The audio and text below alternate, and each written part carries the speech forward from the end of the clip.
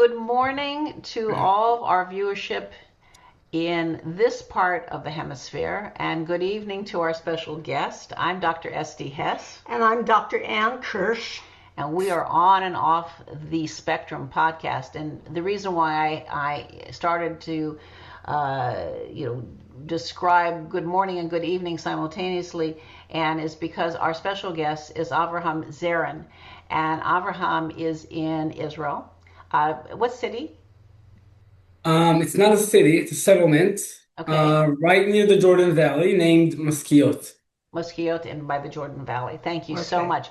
And before we actually start our interview today, because it's a very, very specific and thoughtful interview, but the topic may trigger some of our viewership. So it is to be aware that today's topic is going to be suicide and ultimately suicide prevention.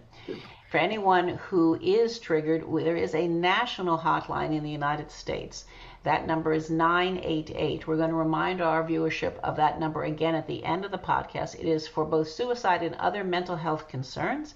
It is free. It is 24/7, 365 days a year. Yes. And so please don't hesitate. If anything that we have spoken about today is uncomfortable or triggering, please know that there are people out there who will continue to help. And if you know anyone, the listeners, if you know anyone who is struggling with any kind of mental health problem, issue, or suicidality, you can give them this number and they can call from wherever they are. Okay. So without further ado, Avraham Zeren is a dear friend and a former soldier in the Israeli Defense Force. Avraham, your story, I think, is going to be familiar with not only those in Israel's defense, but also for soldiers worldwide when they are encountering trauma in the context of war and suffer severe PTSD that, in your case, led to actions that, thank God, were not successful. But we're going to let you tell the story to our audience, and thank you again for joining us. Yes, thank you very much. Thank you so much for letting me share my story with a lot of more people, because my main goal of sharing my story, and I have also a lecture, a build lecture, professional one, sharing my story. So my goal is to actually reach as many people as I can, because when people ask me, who is your lecture supposed to get to? And I say, not to the people who suffer and deal with mental health issues, but specifically to the families and the people around. Because in my story, I understand, like after I got recovered and stuff, I understood something really important, that my wife, I have a wife and 3 kids, by the way. Mazel. So my wife had to deal with a full year alone during pregnancy and first grade of special education. And if she wouldn't got the help, like she really understood, in order for me to support my husband, I need to get the help I need to be strong in the situation. So with no further uh with no further talk, my story begins 2 months after 7th of October war started. My job was a major sergeant in the religious unit in the army. Every uh, every um, every like unit of the army has in it like the base, which has the people, the professional people who are in charge, the car in charge, the food in charge, of the managing of the whole unit, and a lot of profession jobs. And one of the profession is the religious part, to take care of the religious soldiers, um, to make sure they have everything they need, that the food is kosher, that the Beit Knesset is having all the equipment it has to be, Yes, and the Beit Knesset is the synagogue the on top. synagogue, exactly. Yes, That okay. the synagogue has the equipment that needs to be in it, and that there's like really specific orders for religious soldiers. They need rights to, like, they have rights about davening, kosher food, and all those stuff. So to So pray, that's the main work during the day in the job I was taking part in. And another part of the job is to, well, first of all, before I continue speaking, um, I will tell this in order so the people who listen can understand. Maybe during my speech, I will maybe stop to breathe a bit or to like take things in. Mm-hmm. So forgive me about this No, from the good. it's beginning. a good That strategy. for you and for anyone who's watching and listening, Absolutely. taking care of our health, our mental health, and being aware of what triggers us is so important. So I'm so glad Absolutely. you said that out Thank you. loud. Hmm. Thank you. You're welcome. So I'll continue. Yes. So just as I said, another part of the job, which is not always happening, but we do training about it and we practice how to do it. And the thing is, preparing bodies for buried and identifying them. Mm, By the Jewish halacha, By and Jewish law, most of the religious unit orders in the army are coming from the Jewish halakha from and Jewish law. Okay. Jewish law, exactly. And there's a law in the Jewish, like before you bury someone, you have to bring someone from first connection, like a mom, brother, or something, to identify him. Two people, like just like a chuppah, when you're getting married and you have to get two people to identify that this yes. thing is happening. So the same thing before you buried someone, So you I have to guess get two for those who may people. not follow the Hebrew, so just like you do in a Jewish wedding under the canopy, you have to have two witnesses. You have now two witnesses at the time of death to identify the Exactly. body. Thank you. So in the army, the family are not there. So the order says in the army that in the field, you have to prepare him and to bring two of his friends from his unit to identify him. So 2 months after the 7th of October war started, I was like in my base. Thank God, I was really professional. Like I got three like professional, like you get when you do better than people and you get like I don't know how to say it in English. I'm sorry, my English is a bit Like a certificate, like a when you get like not a certification. degree, but you get like there is a ceremony. You were The higher certified. command is giving you like You were specialty for your work. acknowledged. You were acknowledged and Exactly. certified to do Good. this So type of I had a practice. few of those, and I was really professional in my job. And before I was in the unit, the equipment of taking care of bodies was really not quite as needed. And when I went in the job, I really had training and prepared everything as needed. So now I'll continue to the beginning of my story.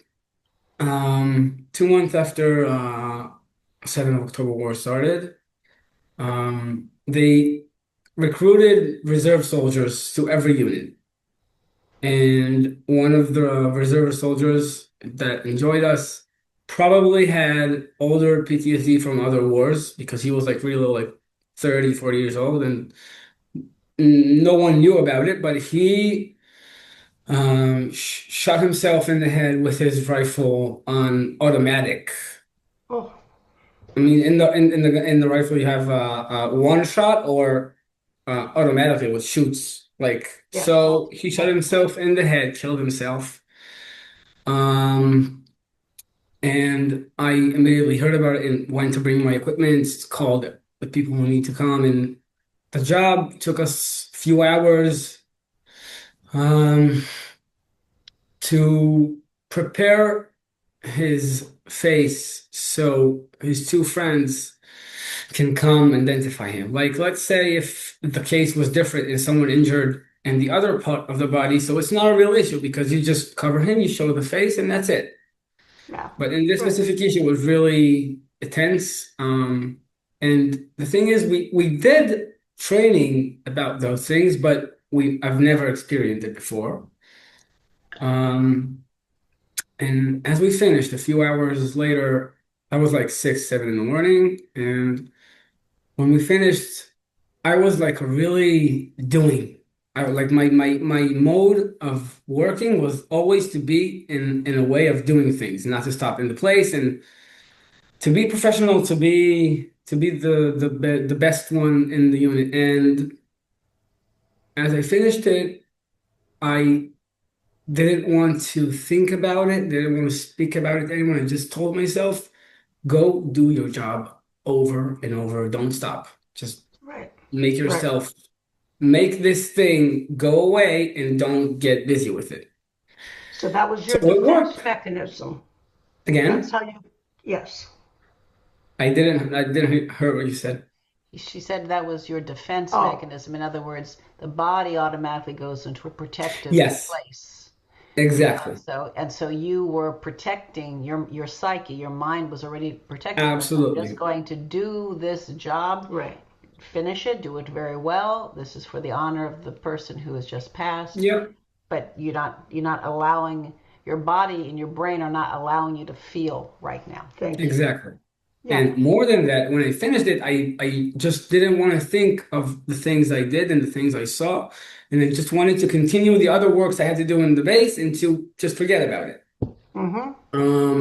So it worked for me for a month and a half, and then I all of a sudden started to feel like stressed, and my body was starting to shake at night. I couldn't, and by time I could not sleep more and more, and I had these seizures, like panic seizures, like I could not breathe, and my heartbeat was super high, and I was like, what's going on? Like, I have no idea why and where this thing came from. Like, it's not who I am. Like, I'm the one who works, who does the job, not waiting for work, doing everything. Yeah. And the weird thing, like, it's not weird. Today, I'm understanding it's the way of the body to protect you, but Yeah. my mind, like the situation of me taking care of this soldier wiped out of my brain. I did not remember it. And I was like all this period of time I was trying to understand why those things are happening to me. And I had no explanation to myself. And Mm. the worst thing I fear from was me losing my job because I knew like the army has orders for the mental health professionals and psychologists and stuff in the army. They have orders like that if someone comes and speak to the one in charge in the unit and tell him, listen, I'm thinking I'm having a bad issues. I don't know what's going on with me. I'm thinking maybe to kill myself or stuff. People in the army know that if you come and tell that to the professional mental health in charge in the base, he will send you out home, right? You're like fired from your job, and the Ministry of Defense now in charge of you. It's a full annoying bureaucracy to try to get your rights from the Ministry of Defense. Can you So, Avram, I'm going to yes, ask you a question because our readership may not understand. Why is it so important for you as an Israeli citizen to stay in the army? that's a really important question because everyone in the country is serving. Mm. I mean, today people are a bit talking about the Haredi people who some serve, some doesn't serve. Just forget it. The I'm not ultra talking about Orthodox who this. don't Right. The necessarily serve, right? most like almost everyone in the country is serving. Mm-hmm. It's not like in America when you can choose to serve or not serve. And Right. in Israel, you finish high school, you go straight to the army, and it's a mode of everyone who wants to be the best from the best to get to special units to get the right to defend your country. And Yes. each one has, again, No, no, please go No. continue. Go Go ahead. ahead. yeah. So each one in his specific job wants to be the best in the best. And in the army, there is like a way of the company of soldiers and things, not just the system, the people in the army, the soldiers and stuff. If you come and say that you have mental health issues and maybe you're weak, then you're not good enough. And what's happening to you? Like you're not usual. Like get on yourself, get yourself together. And because of all that, I wasn't, I didn't want to speak to anyone about it. Not my wife, not friends, not people in the army, not the commander, no one. Like I was thinking, if someone knows I'm dealing with those kind of things, I'm losing my job, people think I'm crazy, and hell knows what else. So I tried to do the work with this issues going on with me to try to be a better one to wake up in the morning, even though I was not sleeping at night. And every time I had a seizure or something, I was like doing like quiet and trying to do the work. I'm Mm-hmm. gonna wonder with you. There's a technical term. This feeling of seizures that you're talking about, I think psychologically we would call them panic attacks. Mm-hmm. Exactly. Okay. Okay, so panic attacks are a little bit different than seizure. That's not a. It is absolutely a physiological response, but it's different than Yeah. a seizure, which is, in other words, you won't even recognize necessarily that you're having a seizure, but here you recognized that you were having a That's panic the attack. point. I did not recognize it as a panic attack. Okay. I Oh. was always thinking, what's going on with me? Like, why am I not sleeping? Why is my in It's not just like the panic attacks includes in it depressed, your whole body shakes sometime. The body feels cold all of a sudden for a second, Hot, or cold, your heart pounds. exactly. So Yes. this whole thing's together. It's not like every time those whole things happen. Sometimes you get depressed, sometimes your body shakes. Like this whole things, we can thank you for the correction. Like we can call No, it panic please, attacks. please, yeah. Yeah. So every time I had one of those panic attacks, I did not recognize it then as panic attack. I was like saying to myself, what's going on with me? Like, why is this happening to me? And I don't know what this thing is because I had no knowledge about mental health issues and stuff before. Most people don't have any knowledge You're right. until You're it right. happens. You're And you right. never know And when it will happen that first time. it's true. True. And I was trying to do my job, trying to do things, and I kept it on for a month and a half. Mm. When every week it became worse and worse. And all of a sudden you can't hide it anymore. It became to a situation when it was Monday. I got to my commander in 10 in the morning. Like I need to be there by 6. And all of a sudden I'm there in 10 and he's like coming to me and said, "What's going on with you? Like, why are you late? And you look so white. Like your skin is like what's going on with you?" And in that moment I was like starting to have the panic attacks. So like I did not know it then, but I'm speaking as what I know today that happened to me. And I lost my normal way of thinking. I just could not think because this whole month and a half dealing with those things, my thoughts was starting to feel like I don't have any power for this anymore. I just want this whole pain to end. And your for some reasons your mind just telling you, okay, go like find a way to kill yourself. But every time this thought became in my mind, I was like, no, no way. Like my wife, my kids, no way I'm doing it. And it's the same issue of making those things disappear, like go away. And So the commander comes and tells me that, and I get to a serious panic attack. I'm running, passing people, not thinking about anything, running towards my private room in the base. I had a personal gun on me because of my job and the place I lived in the West Bank.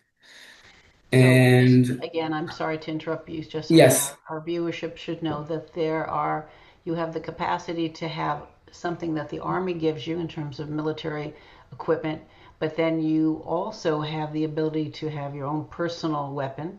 And in this case, you're living in an area where you felt you needed to own a gun to for protection. So absolutely, this was your private of registered gun to yourself rather yes, than the Army. exactly.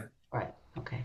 And I'm sitting there in the room holding my personal gun in my hands, loading it, and all I want is just to disappear because I can't, my mind is like telling, I can't explain myself what's going on in me and how the hell am I supposed to explain anyone else if I wanted to explain because I didn't want to speak about it to anyone. Right. And those thoughts just made me wanted to have someone with me who will understand me without me needing to explain anything. And all of a sudden, I think about God as um, the only, not man, like the only something, I don't know how to say it in English. Entity, maybe like entity. Exactly, the only one who actually entered this need. Like I was thinking like he definitely understand what I'm going through, but he can't enter me. So I took my Right. notebook, I went to the last page and I wrote, take care of my wife and kids and get me out of this. So And you I had a pointed, journal with you or just no, no, no, no. paper? It was just a regular notebook from work. Okay. All right. So did you Um, think of this note as a farewell note, Excuse saying me because I goodbye? can't understand like the word Sa- farewell. Saying goodbye? Is No, this no, okay? no, no. Because I did in some part of me I did not want to do what I was going to do, but Hmm. some part of me just wanted to disappear. And my mind was out. I could not think like my wife and kids were not in my mind there, not my job, not anything. Just the one thought that I just want this pain to end. For people who are And listening, Alvin, for people who are listening, what you're describing is exactly what we have heard as therapists. We've heard people say you were not alone in the way that you thought, in the deep, profound desire to get help. But because of being in the service, in the army, they weren't offering you help. So What? you felt alone. Well, the fear it's a was bit, it's a bit, it's not exactly right because if, let's say, someone would recognize what I'm going through, someone would maybe tell me, listen, let's get you some help. But I Okay. was hiding it so much. I was hiding it so much that no one knew. I think the fear is help exists, but there was an awareness of consequences that if you Yes, shared or someone discovered that Yeah. your mind was going to this very deep and dark place, that they would give you the help that you needed. However, the consequence would be you would be thrown out losing of my the job. army, and then you have all the shame associated Yeah, with that consequence, not to mention the loss of pay and pension. So absolutely. there's economic consequences, and yet at this moment in time, you are just experiencing intense pain, and you're saying, "I just need to not feel this pain." Yeah. And I'm pointing my gun below my um what's the name of this Chin. in English? Chin, Chin. Chin. chin, chin. Chin. Below my chin. and I pulled the trigger. And after a few minutes of um, losing Consciousness. consciousness, all of a sudden I wake up on my bed. Everything is blood, and my face, my head is like pain is not a word to describe this thing because you don't feel your head. It's like my tongue was swamped in my mouth. Everything here was wrapped out, and So it was all swollen and you felt numb. You didn't feel because anything. it was so painful, Yes.